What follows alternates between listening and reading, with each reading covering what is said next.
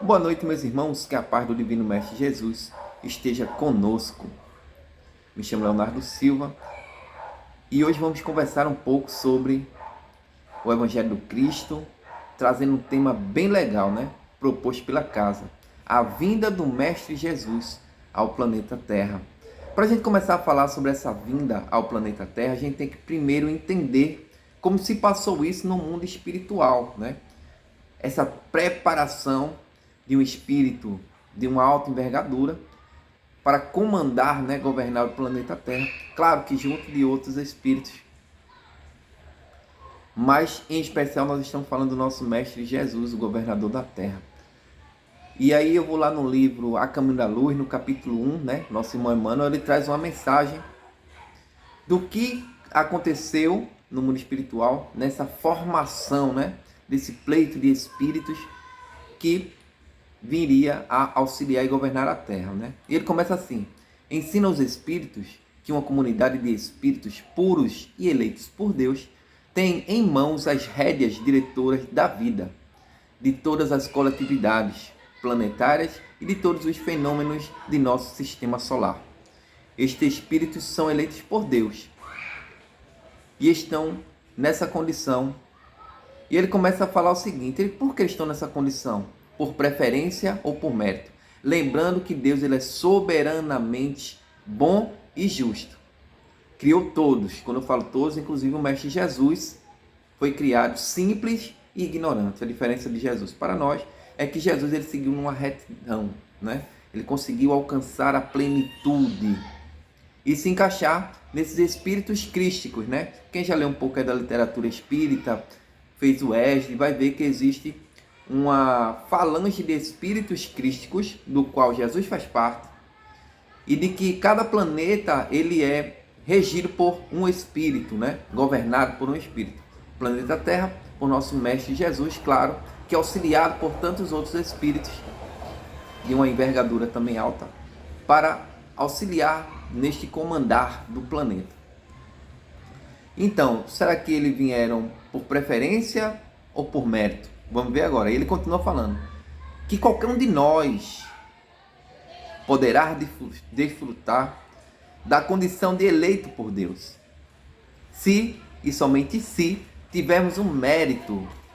Mérito perante Deus só se consegue à base de muito trabalho em prol do próximo. Vê que interessante, nós estamos militando em uma doutrina que nos diz que fora da caridade não há salvação, que os espíritos perguntam, que Kardec perguntou aos espíritos como entendia Jesus a caridade, né? Benevolência, indulgência e perdão das ofensas. Se juntar tudo isso dá amor. Então, fora do amor não há caridade. Então, trabalhar pelo próximo em favor do outro é um grande mérito que nós deveremos alcançar, né?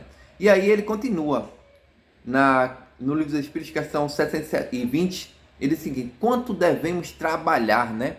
E ele responde: no limite de nossas forças. Eu achando interessante porque essa semana eu assisti o filme de Irmã Dulce, né? Lá na Bahia, que ela trabalhou tanto em prol do próximo, morreu trabalhando em prol do próximo, pensou mais no outro do que nela, né? E aí a grande lição que ela deixou para todos aqueles baianos, né? Para aquelas pessoas que não acreditaram nela lá no princípio, né? É que todos nós podemos fazer alguma coisa sem precisar de ter dinheiro, simplesmente coragem e força. A espiritualidade também nos diz o seguinte: Kardec pergunta: por que o mal sobrepõe o bem? E a resposta é: porque os bens são tímidos. E nossa irmã Dulce não foi tímida. Ela pedia pelas ruas para aqueles que mais necessitavam, né? Inclusive no filme passa uma mensagem que ela está indo pedir, e ela vai pedir a um daqueles comerciantes na feira. E quando ela pede, ele estende a mão, né? Aquele comerciante cospe na mão dela.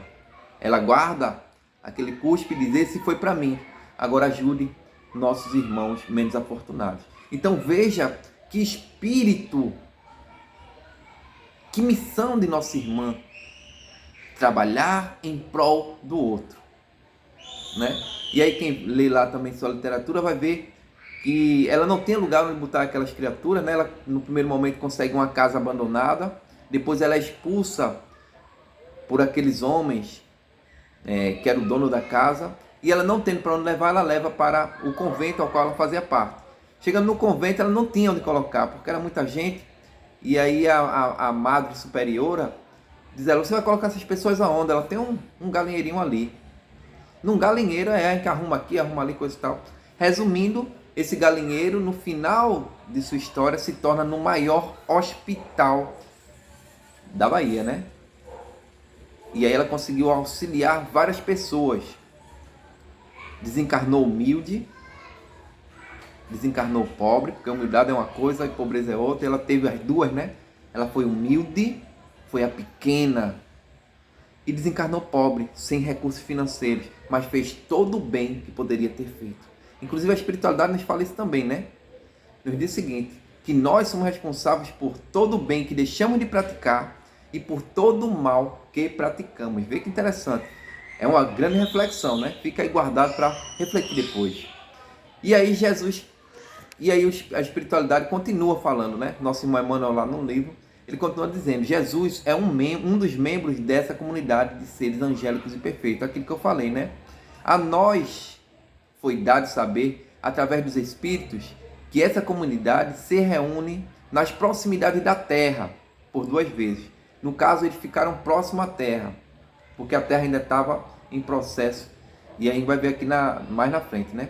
A primeira visita, né, foi quando o planeta terrestre se desprendia da nebulosa solar, para que no tempo e no espaço se estabelecesse as balizas do nosso sistema cosmológico e os prodromos da vida na matéria em efervescência no planeta.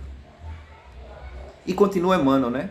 A segunda, quando se decidia a vinda de Jesus na superfície do planeta, trazendo à família humana a lição imortal do seu evangelho de amor e redenção. Vemos a excelsitude de Jesus, o construtor de nossa moradia, o planeta destinado à nossa melhoria espiritual, que com suas legiões de trabalhadores divinos lançou o objetivo de sua misericórdia sobre o bloco de matéria, sem nenhuma forma ainda que o Pai deslocara do sol para suas mãos augustas e compassivas. E continuando ainda Emmanuel falando no livro, Jesus construiu a estrutura geológica do planeta, instituiu os regulamentos dos fenômenos físicos e organizou o equilíbrio futuro na base dos corpos simples de matérias, tais quais existem no universo. Fez a pressão atmosférica adequada ao homem. Jesus definiu as linhas de progresso da humanidade futura. Estabeleceu a harmonia de todas as forças físicas que presidem as atividades planetárias. Enfim, preparou a abençoada e gloriosa escola chamada Terra para a redenção das almas. Que interessante. Vejam a preparação, o trabalho dos nossos irmãos espirituais para constituir um planeta aonde ia nos auxiliar enquanto espíritos, para nos auxiliar a melhorar. E hoje estamos destruindo suas matas, seus rios, oceanos, né?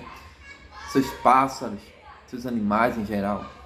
Não damos o verdadeiro valor do trabalho feito lá atrás, há bilhões de anos, para que nós hoje pudéssemos usufruir do oxigênio, né? Do ar. E não damos esse valor. E no livro O Consolador, né? Emmanuel continua falando. Nos conclama a melhor compreender e sentir Jesus.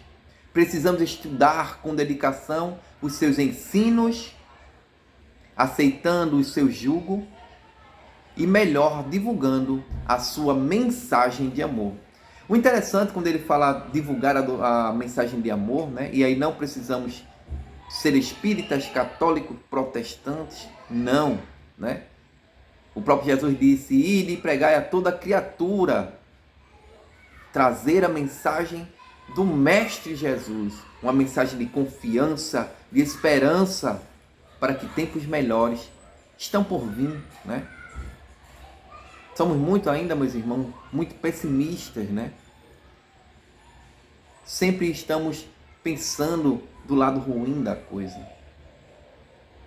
Quando o Mestre Jesus nos pede para que tenhamos a resignação. Sede perfeito como o meu Pai foi. Ele vem nos falando isso, não é? Claro que somos espíritos em evolução, tentando melhorar, mas que comecemos, meus irmãos, a partir de hoje, porque nunca é tarde para recomeçar. Vivemos ainda sofrendo pelo passado, temos nossas depressões, sofrendo pelo futuro, nossas ansiedades, e esquecemos de viver o presente. E digo mais, quando Jesus foi questionado, qual o maior mandamento, mestre? E ele disse: amar a Deus sobre todas as coisas e ao próximo como a si mesmo. Tendo em vista que não se pode amar a Deus se não amar o próximo, nem se pode amar o próximo não amar a Deus, ele estava também falando o seguinte: amem-se também, porque quando eu não me amo, como eu amarei o próximo? Muitas vezes, meus irmãos, nós, devido a coisas que praticamos ou fizemos lá no passado, ficamos presos a isso. Não nos perdoamos. Vê que interessante. Não nos perdoamos. Para a gente começar de novo, ter um novo início, um novo recomeço, amem-se, perdoem-se. No Evangelho segundo o Espiritismo, no capítulo intitulado O Dever, vê que interessante.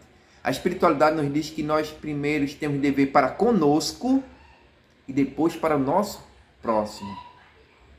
Então eu tenho que melhorar primeiro. Eu tenho que me auxiliar primeiro, para daqui a pouco eu poder, através do exemplo, como nosso Mestre Jesus fez, ajudar, auxiliar aquela criatura. E a partir do momento que o homem conquistou a racionalidade, Jesus vem fornecer-lhe a ideia da sua origem divina, o tesouro da concepção de Deus e da imortalidade do Espírito, revelado ao homem em cada época, aquilo que a sua compreensão poderia abranger, né? Lá atrás nós vemos que Jesus, quando ele chega com muitas parábolas, né? Porque era o entendimento que tinha na época. Mas quando ele já está chegando ao fim de sua passagem na terra, ele diz: eu vou, mas mandarei um Consolador prometido, que para nós espíritas é o Espírito Verdade, que lhe dirá tudo aquilo que eu disse e muito mais, né? Então, aquela época, ele tratou aquelas criaturas com a compreensão que eles tinham à época. E a cada época ele veio trazendo, né, para todos aqueles habitantes da Terra, né? E aí, no Livro dos Espíritos, Kardec também pergunta aos Espíritos: para o homem, lá na 625, Livro dos Espíritos, para o homem, Jesus constitui o tipo da perfeição moral a que a humanidade pode aspirar na Terra? E eles respondem sim, né? Inclusive, ele nos fala que Jesus, para nós, ele é nosso guia e modelo. Guia para a humanidade. Nosso Mestre Jesus, né? Deus, e aqui concluindo a pergunta, né? Deus nos oferece como o mais perfeito modelo. E a doutrina que ensinou é a expressão mais pura da lei do Senhor. Porque sendo ele o mais puro de quantos já passaram na terra, o Espírito Divino o animava. Vê que interessante, meus irmãos. Jesus, ele não veio trazer nenhuma religião, nenhuma doutrina diferente. Simplesmente ele veio trazer o amor ágape, o amor fraterno, aquele que não espera nada de ninguém. Simplesmente o bem pelo bem, o amor pelo amor, né? E aí ele traz também essa missão essa mensagem cristã, quando se pergunta qual a missão de Jesus, né? Vocês já se questionaram qual a missão de Jesus? Encaminhar a humanidade terrestre ao bem, disponibilizando condições para que o ser humano evolua em conhecimento e moralidade. Vê que interessante, a espiritualidade também já nos fala, né? Que nós crescemos em duas vertentes, moralmente e intelectualmente, né? Quem já escutou aí minhas conversas já ouviu dar esse exemplo do médico, que eu acho um exemplo bem tranquilo para a gente conversar, que o médico, ele, para se formar médico, com as especialidades e coisa e tal, ele fica em torno de 15 anos, né? Então, intelectualmente, 15, 20 anos é rápido, né? Ele tem a formação, depois ele vai para o estágio, né? E aí ele consegue se formar obstetra, né? Ele se compromete a trazer espíritos para o planeta Terra, né? Trazendo os bebês, auxiliando as mães a ter seus filhos aqui na Terra. Mas esse mesmo médico que evoluiu intelectualmente, ele mesmo se corrompe e começa a praticar aborto. Vê que interessante. Eu sempre trago esse exemplo que é muito prático e simples, já a gente pensa rápido. Então, ele intelectualmente evoluiu muito, mas moralmente bem pouco. Então nós temos essas duas vertentes para nosso crescimento enquanto espíritos encarnados, né? Fica aí outra reflexão para todos nós. E ele continua, né? Por esta razão que Jesus disse: toda planta que meu Pai Celestial não plantou será arrancada. Veja a profundidade desse ensinamento, né? Quem plantou o mal, né? As pessoas... Rapaz, quem plantou o mal? Foi Deus? Foi Jesus? Outra reflexão para a gente, né? Então o mal será arrancado deste planeta no momento certo. O interessante, meus irmãos, e aí a gente está passando por um processo de mudança, né? O planeta Terra vai passar do mundo de prospiação para o mundo de regeneração, né? Estamos nessa transição planetária, né? E quem também já leu alguma coisa aí de espiritualidade, né? Do mundo dos espíritos, vai ver que já em alguns mundos o mal já não existe, né? E aí fica para uma outra palestra. Mas aí, para continuar, aí vem a vinda de Jesus, né? A vinda de Jesus foi assinalada por uma época especial do planeta, né? E aí os historiadores do Império Romano sempre observaram com espanto os profundos contrastes. Vê que interessante, Jesus chega numa época onde a lei mosaica imperava. Então Jesus ele chega e quebra diversos paradigmas, porque ele traz a lei de amor. Uma palavra desse tamanho, amor, mas que estrondou o planeta quando Jesus trouxe. Inclusive, enquanto bebê, ele foi perseguido, né? Morreram várias crianças, porque o imperador da época não queria que Jesus sobrevivesse até a época que ele sobreviveu, né? Então foram colocados soldados atrás de crianças, meninos, e eles eram executados, né? Tentando pegar lá o nosso mestre Jesus, né? E aí ele continua, da gloriosa época de Augusto, que é o Augusto, né? O Júlio César Otávio, o primeiro imperador romano, com os períodos anteriores e posteriores. Jesus encarnou-se no reino do sobrinho de Júlio César Otávio, né? Também conhecido como Augusto César, né? O nosso irmão X, no livro Boa Nova, no capítulo 1, diz: acertavam-se do planeta e de Roma não mais espíritos belicosos, né? Mas outros, os simples, para servirem de base indestrutível aos ensinos eternos de Jesus. Reencarnavam-se na terra aqueles que preparariam a vinda do Senhor e seriam seus humildes seguidores. Eu achei muito interessante que quando nossa irmã nos deu esse trabalho aí para a gente fazer, e a gente começou a pesquisar, então a gente começou a ver coisas, né, que eu não lia frequentemente, né? Todo esse processo para que o mestre chegasse à Terra, todo esse trabalho que a espiritualidade teve de eleger espíritos para chegarem, né, antes do mestre e fazer terreno, podemos dizer assim, até a chegada do nosso mestre, né? Lá no livro A Caminho da Luz, nosso irmão Emmanuel, no capítulo 12, diz mais: o Cristo veio trazer então ao mundo os fundamentos eternos de verdade e do amor. Escolheu ambientes pobres para viver, a intensidade de suas lições sublimes, mostrando aos homens que as verdades dispensavam os comentários suntuosos dos templos, dos aeropagos e dos fóruns, para fazer-se ouvir na sua misteriosa beleza. É como eu falei, Jesus vem e quebra diversos paradigmas. E chega numa época difícil, complicada, né? Um grande exemplo daquela nossa irmã que adulterou, né? A adúltera, né? Quando aquele doutor Jaleixo pegam Jesus e pergunta: mestre, essa mulher, ela pecou, ela adulterou. E a lei mosaica nos diz que a adúltera tem que ser morta por apedrejamento. O que diz tu? Jesus baixa a cabeça, rabisca um pouco ali na terra, diz a literatura. Ele ergue a cabeça e diz: quem não tiver pecado, que atire a primeira pedra. A literatura fala que primeiro os mais velhos saem do ambiente, depois os mais novos, e fica Jesus e aquela senhora. E ele pergunta: cadê teus acusadores? Elas foram embora, mestre.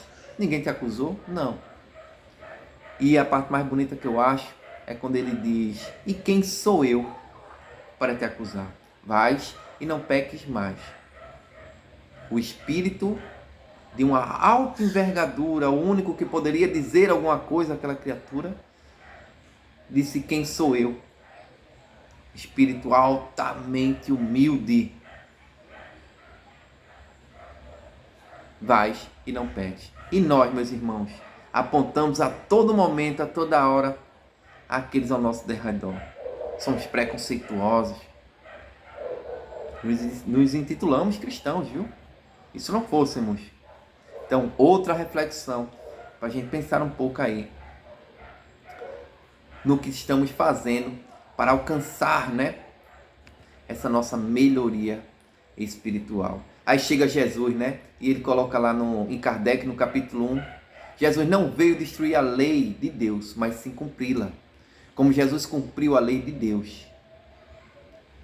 Jesus desenvolveu-a, deu-lhe o verdadeiro sentido e adaptou-a ao grau de entendimento dos homens na época. Eis a razão porque vemos na lei de Deus os princípios dos deveres para com Deus e para com o próximo. Combateu veementemente e cumpre-nos também combater o abuso das práticas exteriores e as suas falsas interpretações. Bem interessante isso, porque muitas vezes nos silenciamos, nos calamos com aquilo errado, né? E não é errado, meus irmãos, dizer que o que aquela pessoa está falando em torno do nosso Mestre Jesus, se estiver equivocado, você chegar e dizer: meu irmão, não foi assim não, foi assim, assim, assado. Não precisa também chamar ele no meio de todo mundo, né? Deixa ele terminar, deixa ele concluir. E quando tiver uma oportunidade de estar só com ele, chega lá e diz: ó, é assim, assim, assado. Já aconteceu comigo de eu me equivocar com o nome de um daqueles seguidores do mestre. Quando terminou a palestra, a pessoa me chamou e disse: olha, não foi Pedro não, foi Paulo. Ou não foi Paulo não, foi Pedro, né? E aí eu aceitei, pedi desculpa lá no momento e fui procurar, fui estudar, né, para melhorar e também procurar não errar mais. Então acontece erros e a gente pode auxiliar para que aquele não erre mais, né? Bem interessante essa colocação do nosso mestre aqui. E aí vem Jesus e traz um monte de ensinamento para nós. Ele fala lá de humildade, ele fala de lei de amor, lei de justiça. Ele fala da felicidade de estar com Deus, né? Do amor ao próximo, o reino de Deus, a necessidade do perdão, o valor da oração. E nós espíritas, né? Eu sempre digo que nós temos uns centímetros à frente de algumas outras religiões, porque a doutrina espírita traz tudo isso para nós explicado, esmiuçado, né? E ele continua falando, né? Com esses itens, esgotamos a mensagem cristã? Claro que não, né, meus irmãos? É bem mais do que isso, né? E aí, quando ele fala lá de humildade, é aquilo que eu falei. Muitas vezes nós interpretamos a humildade como aquela família é bem humilde, né? Não tem condições, coisa e tal. Então nós levamos a humildade para o lado material e não é. Se vocês observarem todas as passagens do Cristo, quando ele fala em humildade, ele fala em ser o pequeno, em ser o menor, em pensar mais no outro do que em si próprio, né? E aí essa semana eu estava numa palestra e estava falando lá sobre Irmã Dulce, Madre Teresa de Calcutá, Chico Xavier, que se fizeram pequeno no planeta Terra, né? Para o materialista, mas para o mundo espiritual, para a visão de Deus, de Jesus, ele era o grande, né? Porque hoje ser humilde para o materialista é ser o besta, é ser o ignorante, não é, né, meus irmãos? Nós, quando falamos lá de pobre de espíritos, se você pegar na passagem que fala sobre pobre de espírito no Evangelho, você vai ver que beleza, que coisa bonita que é. Ao contrário, nós somos ricos, né? De arrogância, de orgulho, de vaidade, de avareza. Aí nós somos ricos. Temos que desenvolver isso para mudar, virar a chave, como diz meu gerente. Bora virar a chave. Então vamos virar a chave para a humanidade, para a humildade, para a caridade, para o auxílio ao próximo, né? Mudemos, que nunca é tarde para a mudança. E aí traz a lei de amor, né? Por essa lei de amor, ele foi preso, julgado, condenado e executado por mostrar essa palavra tão pequenininha chamada amor. Onde ele pediu para amar o inimigo. Onde ele disse que se vier te bater a face direita, apresenta a esquerda. Se aquele te pedir para caminhar 1000 léguas, caminhe 2000 léguas com ele. Ele nos pediu para ser mansos.